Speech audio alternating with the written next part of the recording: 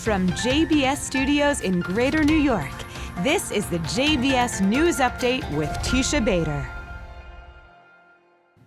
I'm Teisha Bader with the JBS News Update for Tuesday, September the 29th, 2020.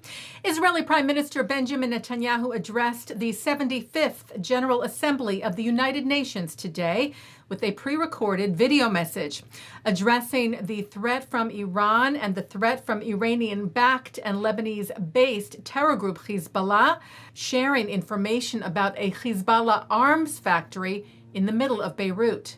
The Prime Minister also said that he had good news from the Middle East, namely the recent signing of the Abraham Accords, the normalization of ties between Israel and the United Arab Emirates and Bahrain, which he said would bring chances for peace with the Palestinians closer. The expanding circle of peace will not make an agreement between Israel and the Palestinians less likely. It will make peace between Israelis and Palestinians more likely. Palestinian leaders will increasingly realize that they no longer have a veto over peace and progress in our region. And hopefully, those leaders will ultimately decide to make peace with a Jewish state. And when that happens, Israel will be ready. I will be ready. And I'd be willing to negotiate on the basis of the Trump plan to end our conflict with the Palestinians once and for all. Speaking earlier today, also via pre-taped video to the mostly virtual UNGA, the foreign minister of the UAE, Abdullah bin Zayed Al Nahyan, who reiterated his hope for Israeli-Palestinian peace as well.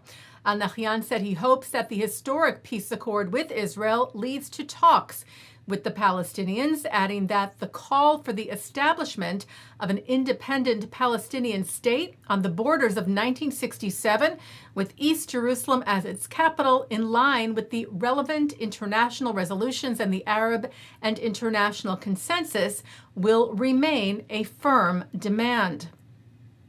Reports today that Qatar is asking U.S. administration officials to help in Israel's efforts to get terror group Hamas, who controls Gaza, to return the bodies of two slain IDF soldiers, Lieutenant Hadar Golden and Staff Sergeant Oron Shaul, as well as the return of civilians Avira Mengistu and Hisham al-Sayed, who entered Gaza of their own accord. Reports also indicate, though, that the terror group's demands for such a return continue to be extremely high, namely that Israel release hundreds of security prisoners, including those serving life sentences. Israel's president and defense minister Reuven Rivlin and Benny Gantz, respectively, took part in a ceremony at Jerusalem's Mount Herzl today to mark the anniversary of the Yom Kippur War. Both addressed the tragic losses of Israeli troops in the 1973 war on the backdrop of the current battle with coronavirus. Gantz said, "These days we are at war on a completely different battlefield." He said, "We have not responded properly. This time, too, we will pay the price, and the price will be the heavy cost of life. But," Gantz said, "this time also we will win with everyone joining it together." Rivlin recalled his fighting during the war. He said, "I remember well how we won that war. In the foxholes, we fought side by side, and nobody checked if you had side locks tucked under your helmet or if you had your Red Party membership card tucked into your pouch." He said the end of the coronavirus would come, and that when it comes, we must ensure that we greet it as brothers and sisters to each other, responsible for and dependent on each other. Well, a new international initiative is aiming to fight the rise of online anti-Semitism. A bipartisan group of members of Congress announced the Inter-Parliamentary Task Force to Combat Online Anti-Semitism today, which is led by legislators from the U.S. as well as from Israel, the United Kingdom, Canada, and Australia. One of those U.S. legislators is Florida Democratic Representative Ted Deutsch, who tweeted, "With so much anti-Semitism online, we must come together now to stop it. Whatever country's government we serve in and whatever party we belong to, the time to join forces is now." Deutsch is joined by fellow Florida Democrat Debbie Wasserman Schultz, along with New Jersey Republican Chris Smith and Florida Republican Mario Diaz-Balart. From Israel, Blue and White Party member Michal Kotler-Wunsch. From Canada, Parliament members Anthony Housefather and Marty Morans. Members of Australia's Parliament Josh Burns and Dave Sharma, and UK members of Parliament Andrew Percy and Alex Sobel. Deutsch's office said the task force would include establishing consistent messaging and policy from parliaments and legislatures around the world in order to hold social media platforms, including Twitter, TikTok, Facebook, and Google, accountable.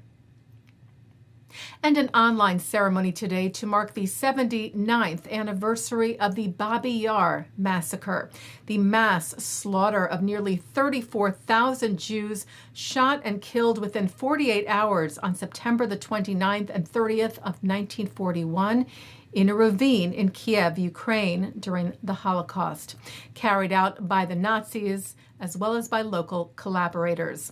The commemoration was hosted by the Babi Yar Holocaust Memorial Center in Kiev. Leaders from around the world spoke as well online, including President Rivlin, former and current chairs of the Jewish Agency Natan Sharansky and Isaac Herzog, respectively. Former U.S. Senator Joe Lieberman, vice chairman of the Conference of Presidents of Major American Jewish Organizations Malcolm Hoenlein, executive director of the American Jewish Committee David Harris, and others as well, including survivors and witnesses of the massacre. Ukrainian President Vladimir Zelensky, who is Jewish, took part in a ceremony yesterday at the Babi Yar Memorial, and said 79 years ago a black page was inscribed in the common past of the Ukrainian and Jewish people. We bow our heads before all the victims of Babi Yar. Well, it was a Yom Kippur this year like no other, with outside and online services the norm because of the coronavirus pandemic. Jews around the world, as shown in a photo essay on the Times of Israel, gathered in much smaller, socially distanced, and again, outdoor groups, and also took part in Yom Kippur services from their living rooms virtually to mark this very different Day of Atonement. And another image from Yom Kippur in Israel, one of respect and tolerance. Former Knesset member Dov Lipman shared this photo on his Facebook page with the title, "This is Israel." Writing, during Yom Kippur, these Muslim volunteers for United Hatzalah of Israel, the Volunteer Rescue Corps, manned all the ambulances in Jerusalem to enable all their Jewish colleagues to focus on fasting and prayer.